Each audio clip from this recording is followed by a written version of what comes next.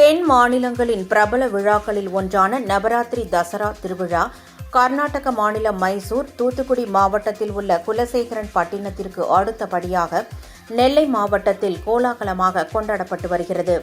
இந்த ஆண்டு தசரா விழாவையொட்டி பாளையங்கோட்டையில் அமைந்துள்ள 12 அம்மன் திருக்கோவில்களில் கடந்த 10 தினங்களாக தசரா திருவிழா வெகு விமர்சையாக நடைபெற்றது. பாளையங்கோட்டையில் அருள்பாலிக்கும் ஆயிரத்தம்மன், பேராத்து செல்வி அம்மன், முப்பிடாதி அம்மன், முத்தாரம்மன், உச்சினி மாகாளி அம்மன் என 12 திருக்கோவில்களிலும் உற்சவர் அம்மன்கள் கடந்த 9 நாட்கள் கொலு மண்டபத்தில் பல்வேறு அலங்காரத்தில் பக்தர்களுக்கு காட்சியளித்தனர்.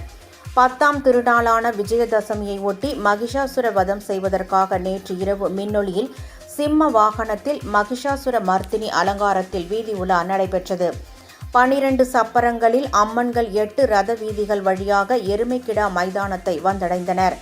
இதனைத் தொடர்ந்து 12 அம்மன்களும் ஒன்றாக அணிவகுத்து நிற்க மகிஷாசூரனை வதம் செய்யும் நிகழ்வு நடைபெற்றது.